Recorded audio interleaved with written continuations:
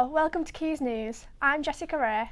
And I'm Emma Nelson. Here's what's coming up on the programme today. The Beatles have released their first song in over 50 years, Now and Then. We've been taking a trip down memory lane. XL bullies have been banned across the UK.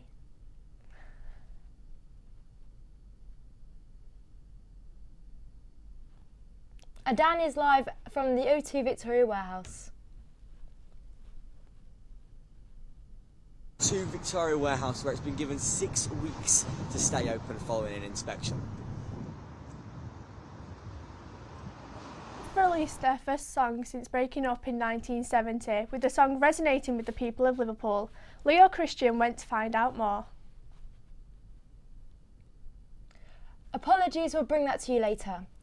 Storm Babette brought exceptional rainfall to many parts of the country, and although it may seem a thing of the past, there's been a lasting impact on the community.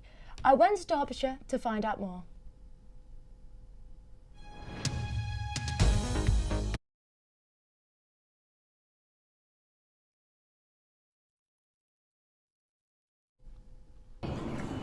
Jordan's man! Storm Babette caused significant damage, with the Environmental Agency's flood warning service sending out over 300,000 messages by email, telephone and text during Storm Babette. I'm here in Derbyshire, right by the River Derwent, which a couple of weeks ago was at a record height during Storm Babette, which caused many issues and caused hundreds of people to have to be evacuated from their homes and businesses. Many had to shut and are still dealing with the consequences now. We received a warning sort of via the government website that you can sign up to for flood warnings. Once we've been alerted to that, sort of very eager to see what the river levels were doing, and it soon became quite apparent that it was going to be very serious. For us, it flooded our beer garden. Our cellar was completely full with water from the floor right up to the ceilings. It's demoralising, you know, it gets to the stage where we tried to fight the battle as much as we could. We've got 4 pumps in the cellar and they just got overwhelmed, and once you see, you know, your livelihood, you know, filling up with water, it's demoralising. I went to a meeting where a few gathered to talk about how Derbyshire is going to make a comeback after the flooding. This isn't a one-off. This isn't one in 100 years. We're going to keep seeing these floods and traumatic things for people and for clubs and for everybody. We need to see how, as a region, we can make it better. So what can you do to prepare for flooding in the future? I spoke to a local environmental agency who said, The first thing we would urge people to do is to understand their flood risks. We then encourage people to form a flood action plan and have that ready for the unfortunate event of flooding. As of Friday 27th October, there are 16 flood warnings, meaning that the threat of flooding still remains. Emma Nelson in Derbyshire for Quays News. A 15-year-old boy has been stabbed in Leeds. Alfie Lewis was attacked near Horsforth School on Tuesday, and police have launched a murder investigation. 2 teenage boys have also been arrested. A candlelight vigil was held on Tuesday evening where more than 50 people gathered at a bench where Alfie regularly met up with his friends. Carol Vorderman is leaving her weekly show on BBC Radio Wales. The presenter hosted the show for 4 years but recently broke BBC guidelines by criticising the government on social media. She said she wasn't prepared to lose her voice online and that managers had decided she must leave the organisation. On Saturday evening, a man was stabbed multiple times and suffered a serious gunshot wound in Walkden. Our reporter Max Hayes was at the scene this morning.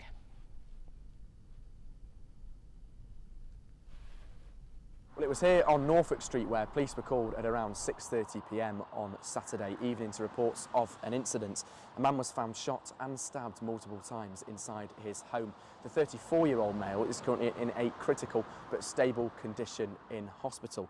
The scene is very much still being investigated here. However, the road has just reopened behind me this morning whilst investigations were taking place since Monday. The police do believe that this was an isolated incident, however, are appealing for anybody with any information to come forward. Superintendent James Ainscough said an increased presence of neighbourhood officers conducting highly visible patrols will be in the area over the coming days to offer reassurance to the local community. I would like to reassure the local community and send a message to those involved that relentless work is ongoing behind the scenes to bring those responsible to justice. But those here in Walkden and the community have been affected by these events in the past few days as investigations are still ongoing.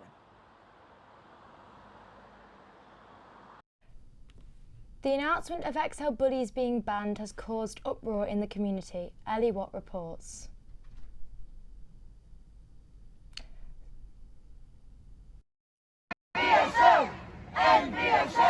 New laws banning XL bully-type dogs have been laid in Parliament today. The government adds the breed to the list of dogs banned under the Dangerous Dogs Act. I've been down this road before. I was a pitty mum. The ban doesn't work. It's not the breed, it's the owner on the lead. The law to ban the breed by the end of the year is to protect the public following a concerning rise in fatal attacks. The government have announced the new rules will come into place by the end of the year. It will then be illegal to breed, sell, advertise, exchange, gift, rehome, abandon or allow XL bullies to stray in England and Wales. Rishi Sunak announced on the 15th of September he wanted to ban the XL Bulldog breed. As you can see, this has caused outrage in the XL bully community and it sparked a range of protests across the UK.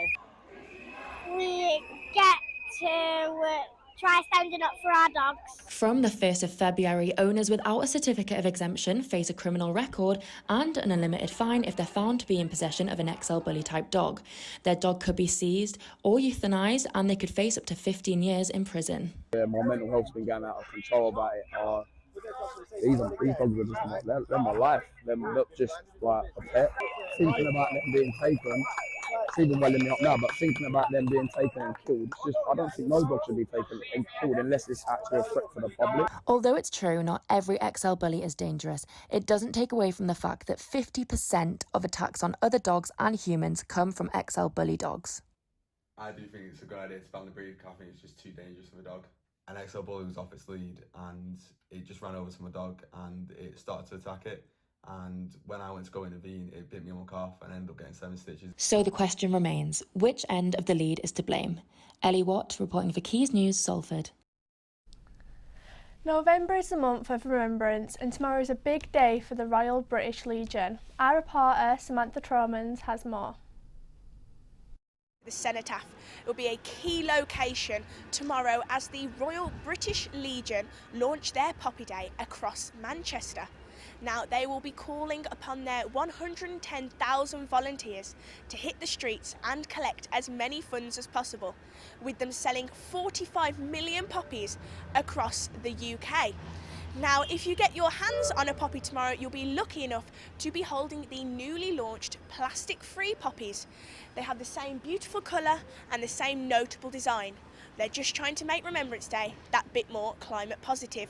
Now, if you're planning on heading into town this weekend, it's gated off at the moment, but it will be open on the 11th for you to pay your respects. The O2 Victoria warehouse is at risk of closing. Daniel Caddick is live for us now. Daniel, what more can you tell us?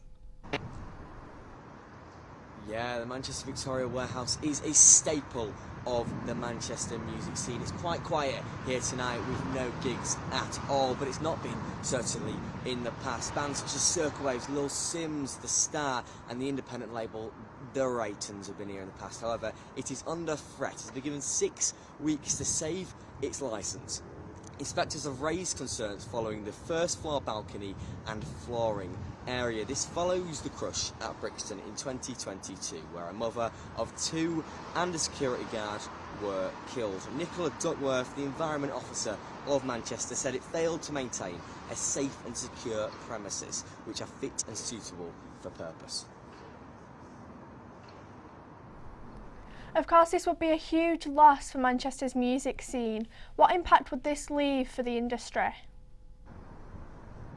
It'll have a massive impact on the Manchester music scene. Obviously, it's quite a mid-tier venue with your arenas in the AO Arena and your Deaf Institutes.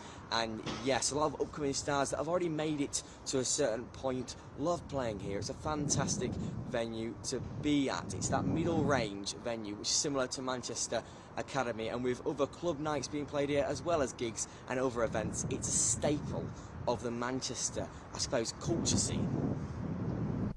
What are your memoirs of Victoria Warehouse? I have some fantastic memories here. Inhaler, Bono's son of U2. Inhaler recently played here, as well as Circle Waves, as I mentioned. I was there at Circle Waves doing photos. It was a fantastic night, and like I say, it's so important this venue stays alive. Although, obviously, it's 6 weeks licence may put an end to this. Oh, you know, I actually went to see Inhaler the other week. Did you? Yeah, it was actually really good. I've never actually been to O2 Warehouse for a concert. I don't think I have. It wasn't at O2 Warehouse, but in Freshers actually last year they did have something at O2 Warehouse. So I don't know if you're Freshers guys, but who was it? Who was it that was there? It was a big famous DJ. Oh, I don't remember much of Freshers, to be honest. To be fair, that makes sense, but it was really good. I think, I can't remember, it was someone famous, but I don't know who was there this year. But it was really good. But I think we should talk about the stories that are in the news today. So, a 15-year-old boy has been named in a fatal stabbing in Leeds. Alfie Lewis was attacked near Horsforth School on Tuesday, and police have launched a murder investigation. 2 teenage boys have also been arrested. A candlelight vigil was held on Tuesday evening when more than 50 people gathered at a bench where Alfie regularly met up with his friends.